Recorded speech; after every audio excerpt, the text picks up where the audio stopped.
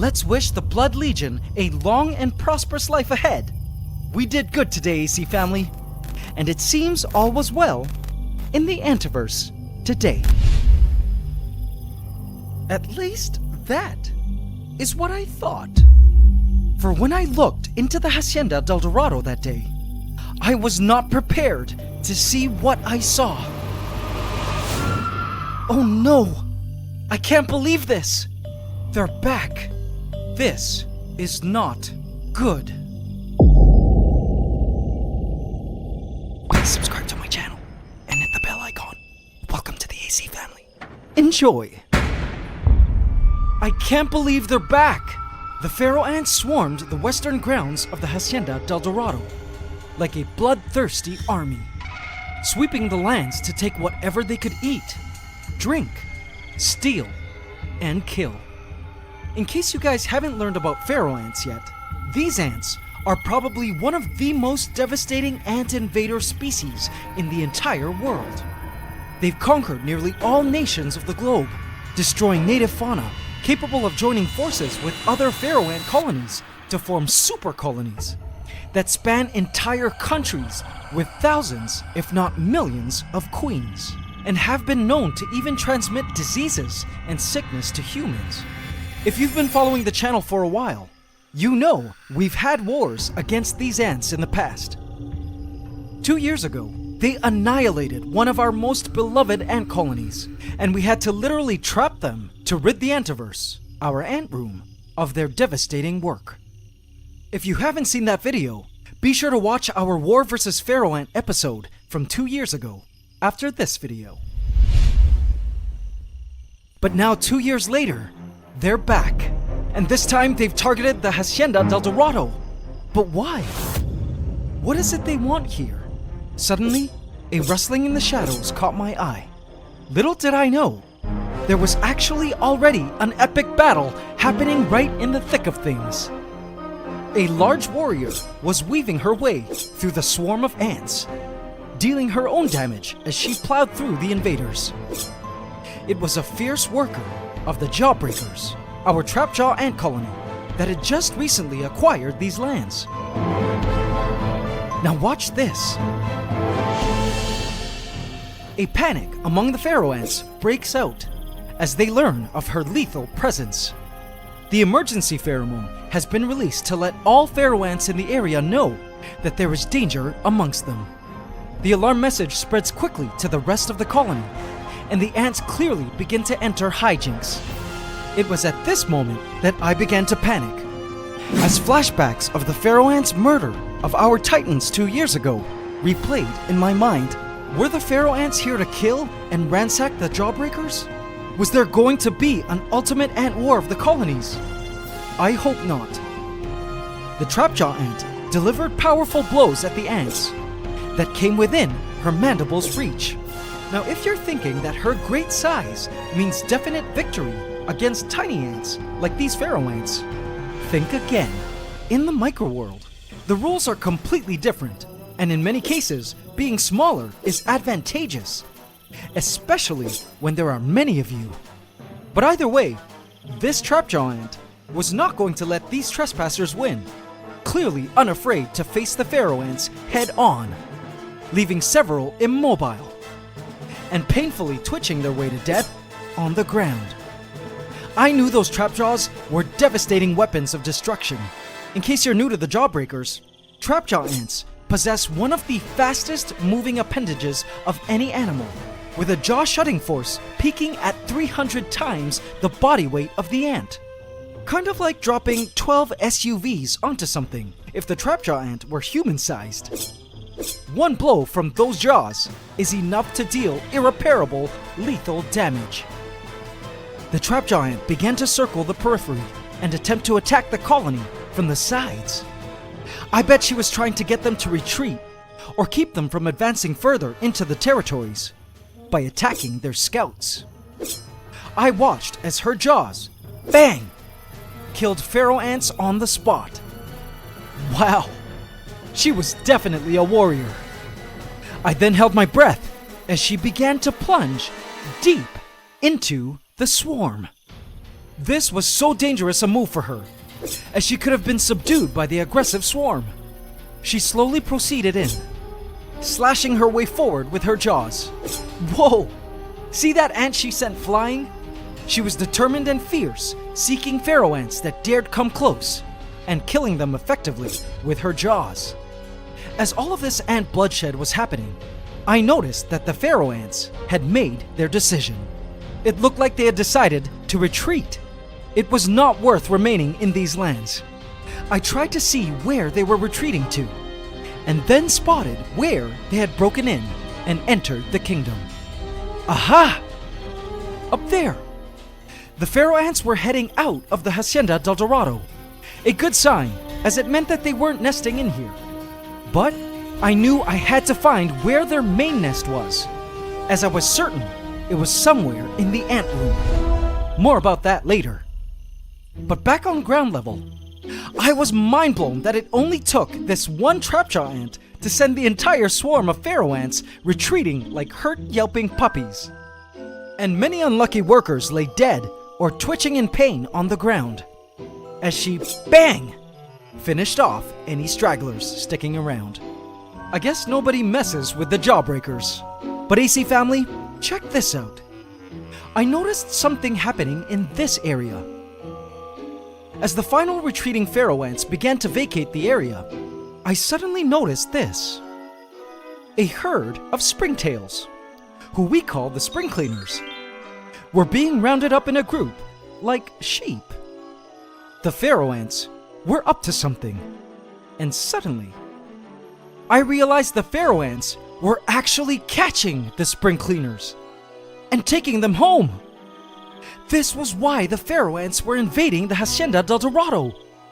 They were here to steal springtails as food. This was a big problem because not only are the springtails vital at keeping the lands clean of mold and decaying matter, but as you may recall, springtails are a primary food source for the jawbreakers. So although the Pharaoh ants may prove unbeatable against the jawbreakers, having the Pharaoh ants completely exhaust the lands of its springtail population would be lethal to the jawbreakers and to all life in the Hacienda del Dorado. This was not good. In just a few minutes, the entire Pharaoh ant colony was gone, having stolen a handful of spring cleaners to take back home to their camp to feast. We had to find where they were nesting, AC family, and we had to find it immediately. But guys, you won't believe where they were brooding and the damage they'd done in the process. This episode is sadly not a happy one. AC family, looking around the ant room that night, I was not prepared to see what I saw. AC family, behold, at a relatively undisturbed corner of the Antiverse lay the Palace of Mounds, home to our resident termite colony, the Terminators. But something within the Palace of Mounds caught my attention. Have a look, guys. Towards the ground, the familiar glistening of wings against the light brought complete joy and delight to my heart. OMG! A termite nuptial flight was happening! The termites were farmed from just a king and queen pair I saved during an actual wild nuptial flight happening in my ant room last year. They eventually grew underground and started creating some impressive wooded mounds and structures from wood and mud, including these cool tunnels built up against the glass. Since then, I rarely opened up the Palace of Mounds because the termites actually had all they needed in life in their living space, i.e. moisture, soil, and decaying wood. It was only that one time to film for an episode that I excavated a chunk of termite mound to show you guys their progress. We saw babies, their soldier caste, sadly no queen and king, but we knew they were well on their way to success. So I gave them all the privacy they needed. And alas, tonight, AC family, proof of their success had come to light as the termites were having their very first nuptial flight. I can't believe they had produced reproductives in just a year. And wait, hold on. Oh no! When I looked closer, I couldn't believe my eyes. Pharaoh ants. Oh no! It was a Pharaoh ant nuptial flight happening in the Palace of Mounds. My heart sank as I scanned the territories of our beloved Terminators. The Pharaoh ants were all over the place. Not a single area free of the Pharaoh ant invaders. They were all over the driftwood, rejoicing festively, with their elates ready to mate. They covered every termite structure, mound, and landmark. No! This was really bad news. The idea that the Pharaoh ants had killed our Terminators haunted me.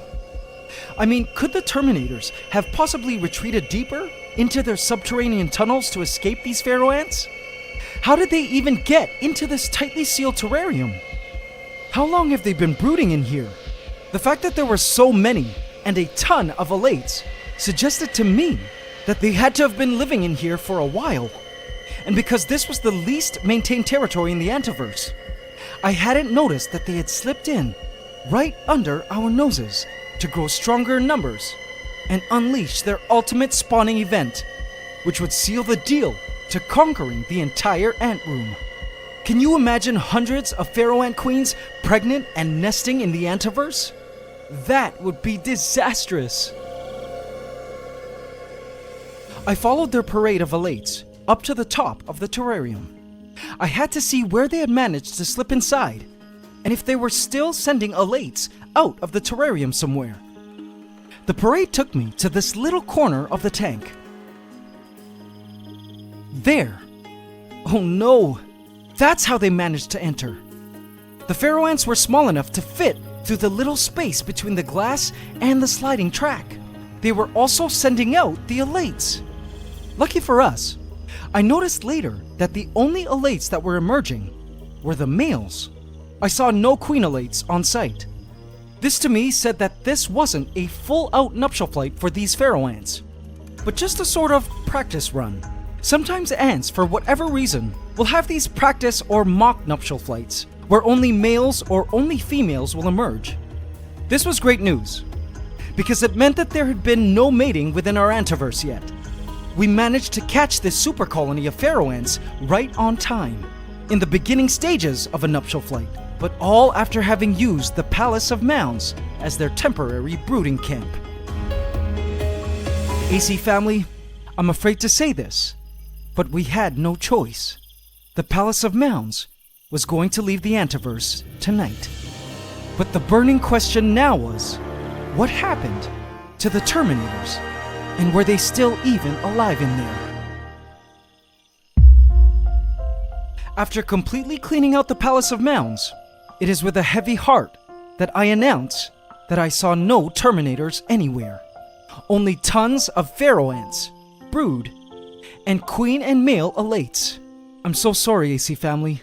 I failed you guys. It was an important lesson to me that although a created kingdom had all it needed to sustain itself, it's still important to do regular checkups just to ensure they're okay. Thankfully, all my other ant colonies and inhabitants in the Antiverse were safe, including the Lumberjacks, the colony of carpenter ants sitting on top of the Palace of Mounds. I was certainly going to miss the Terminators, and although my neighbors who may be watching this episode rejoicing, I'm super sad at this termite colony loss. They were such an interesting and unique addition to the Antiverse. Gone too soon. I hope to one day keep termites again. Perhaps in a different, impenetrable setup. Perhaps in an AC nest or something. May you rest in peace, Terminators. In the ongoing story of the Ant Room, and all the inhabitants that live in it, sometimes it's a tale of success and triumph. Sometimes it's a story of wonder and awe. And other times, it's tragedy and loss. These real-life stories happening within the walls of the Antiverse are microcosms of what actually happens in the outside world of the wild. Life falls prey to life all the time, everywhere, every day. But one should remember that the prey also gives life to life. And it's this constant cycle of life producing more life that Mother Nature intended. So we, as the creator of worlds, have no choice but to simply do our thing. Observe these lush and thriving kingdoms under our care, as their inhabitants live out their lives, as we do everything in our power to give them everything they need to succeed, and continue building new, intriguing worlds to marvel at.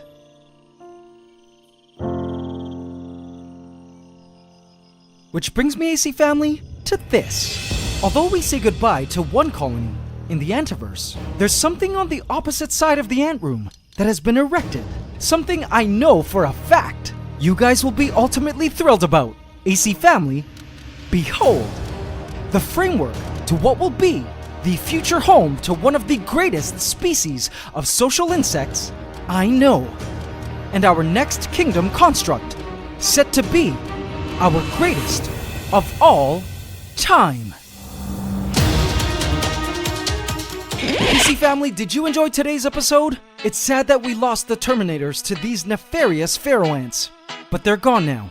And super exciting, I'm thrilled to introduce to you another highly coveted and requested colony, joining the Antiverse next week for our 3 million subs episode. Yay! Can you believe there are 3 million of us now?